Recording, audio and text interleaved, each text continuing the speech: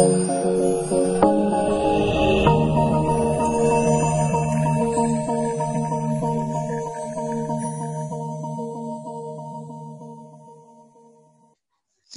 warahmatullahi wabarakatuh. Ketemu saya di channel Lili Indasari, masih di mata kuliah Interaksi Manusia dan Komputer atau IMK. Pertemuan sebelah sini saya akan menjelaskan tentang ragam dialog. Dari 9 ragam dialog yang sebelumnya, di materi sebelumnya, ada beberapa hal ragam dialog yang nantinya dijelaskan di materi IMK saya. Satu adalah dialog berbasis perintah tunggal atau command line dialog. Dialog ini biasanya berisi perintah-perintah tunggal yang dioperasikan tergantung dari sistem komputer atau sistem operasi yang digunakannya. Contoh misalnya pada beberapa sistem operasi ada perintah seperti misalnya dir, delete, format, copy, dan lain sebagainya. Biasanya di perintah tunggal ini penggunaan softwarenya atau sistem operasinya yaitu di under DOS. Seperti misalnya dia ada DOS gitu ya yang tadi saya sebutkan. Kemudian bisa digunakan dengan di Unix ataupun di Linux. Beberapa sifat alami yang dimiliki oleh dialog perintah tunggal antara lain yaitu dia mudah dipahami dan diingat oleh pengguna. Kalau si pengguna memang sering menggunakan aplikasi ini. Kemudian beberapa contoh sederhana yang bisa kita lihat adalah perintah-perintah yang dimiliki oleh DOS dan Unix. Yang paling awam, yang paling paham, yang paling mengerti biasanya contoh misalnya perintah dir. Dir itu adalah suatu perintah untuk melihat suatu direktori di dalam file tersebut. Perintah DOS terbagi menjadi dua, yaitu ada internal command dan external command. Salah satu contoh dari internal command, misalnya di sini tertulis misalnya C.2 dir. Maksudnya adalah dari perintah ini kita mau melihat atau menampilkan berkas-berkas atau file yang terdapat di hard disknya di C. Jadi dir itu kalau misalnya kita menggunakan biasa kalau Windows itu seperti folder. Jadi bagaimana kita mau melihat foldernya tersebut. Sedangkan kalau external command yaitu dari internal ke eksternal. Baik itu kita mau format ataupun kita mau mengcopy data. Contoh misalnya format A//S. Maksudnya dia akan memformat disket pada parameter A dan sekaligus menyalin disket ke dalam tersebut sehingga disket tersebut sebagai booting disknya. Pastinya memerlukan berkas format. Hal-hal yang diperhatikan di dalam suatu perancangan adalah ketepatan, kekompakan, kemudahan dalam menulis dan membacanya, kecepatan dalam mempelajarinya, serta penyederhanaan untuk mengurangi beberapa kesalahan-kesalahan. Dan kemudahan terdapat ingat lebih lama. Kedua dari ragam dialog yaitu dialog berbasis bahasa pemrograman.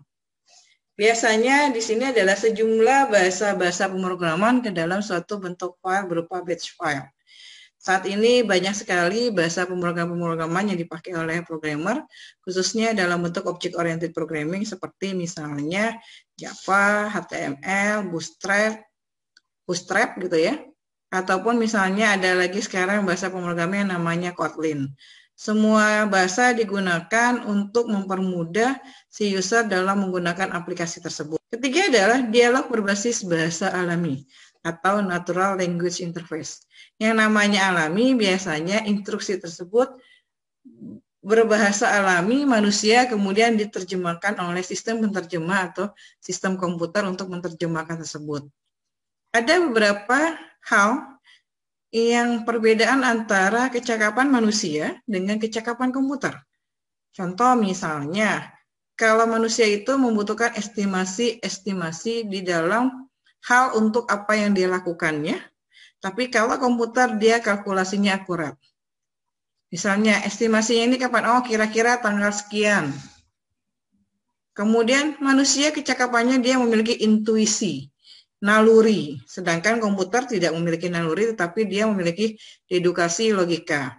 Selanjutnya bisa Anda lihat di slide-nya ini perbedaan kecakapan manusia dengan kecakapan komputer. Sistem menu adalah suatu pilihan menu yang menunjukkan fasilitas-fasilitas atau menu-menu apa saja yang ada di dalam program atau aplikasi yang diberikan oleh pengguna. Menu adalah daftar sejumlah pilihan yang jumlahnya terbatas dan biasanya bisa ada yang berupa kalimat, kata, ataupun icon-icon tertentu yang ada di dalam menu tersebut. Contoh deh, misalnya kalau kita ke suatu restoran, kita mau makan, pasti ada menunya. Baik itu menu makanannya ataupun menu minumannya. Atau misalnya, kalau sekarang yang lagi tren itu adalah e-commerce. Contoh misalnya antara Shopee, Lazada, Tokopedia, pasti memiliki tampilan menu yang berbeda, walaupun sama-sama dia e-commerce. Sistem menu terbagi menjadi dua, yaitu menu datar dan menu tarik atau pull down. Ini contoh menu datar, dia menampilkan semua menu di dalam satu kesatuan ini adalah menu-menunya. Dari satu menu ini dia ada sub-menunya, sub-menu punya anaknya lagi yaitu sub-sub menu. Contoh misalnya di sini adalah laporan evaluasi program studi SK 034. Ini ada data masternya, kasih warna kuning, ada tanda hurufnya kurung kerawang seperti ini. Kemudian dia punya anak subbab lagi, pendataan badan hukum dan seterusnya. Bisa kita lihat di tampilan layar ini. Di dalam menu datar, dia memiliki selektor pilihan. Fungsinya adalah dia bisa mensertakan suatu selektor, bisa huruf ataupun angka ataupun campuran, sehingga bisa memilih yang akan dipilih oleh si user. Selain selektor, sistem menu juga memiliki tanda terang. Kayak tadi, submenu master itu ada warna hijau, kemudian submenu ini dikasih warna untuk membedakan mekanisme atau gerakan pada semua pilihan yang di layar.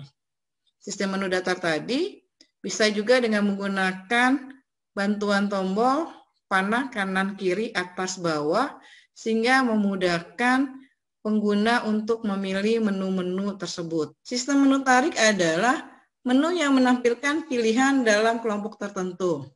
Contoh misalnya, kalau misalnya Anda buka Windows atau proyek tertentu yang di dalam menu dia punya submenunya lagi dan harus ditarik.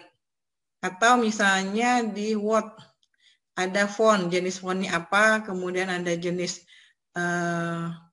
tulisannya dan yang lainnya. Ini contoh menu tarik pada aplikasi tertentu. Jadi dia ada master, di sini ada transaksinya, ada laporannya. Ya, jadi dia begitu diklik, ditarik dia muncul menunya ke bawah. Ini submenu. Nah, ini submenunya dia punya anaknya lagi namanya submenu. Sistem menu terdiri dari beberapa hal yaitu single menu atau menu tunggal. Sistem menu ini ada terbagi lagi yaitu binary menu, yaitu satu dari dua pilihan. Kalimat ini mungkin udah sering ya kalau kita pakai menggunakan Windows, yaitu ada tombol cancel atau OK. Ada lagi yang namanya multiple item radio button. Ini satu dari beberapa pilihan. Jadi ada pilihannya misalnya 5, 4, dan lain sebagainya. Anda hanya bisa memilih satu. Atau misalnya ada pilihan status. Statusnya sudah nikah, single, dan lain sebagainya. Itu kan hanya satu dari beberapa pilihan yang ada. Sedangkan extended menu, dia menampilkan banyak pilihan dengan menggunakan teknik scroll bar. Seperti misalnya ini font bisa dipilih, kemudian reguler, kemudian langsung sekaligus di dalam satu tampilan menu seperti ini. Pull down dan pop up hampir sama ya, kayak menu tarik. Dia adalah ini tampilan Windows yang sebelum 2010 gitu ya. Ada file, diedit, keluar, dan lain sebagainya. Sedangkan multiple selection menu atau biasanya orang nyebutnya checkbox, dia beberapa pilihan dari banyak pilihan yang disediakan. Jadi ada misalnya pilihannya 10, Anda mau milih 2, Anda mau milih 3, boleh. Ini bentuknya tadi beda ya, kalau item radio button dia bundar, ini dia kotak.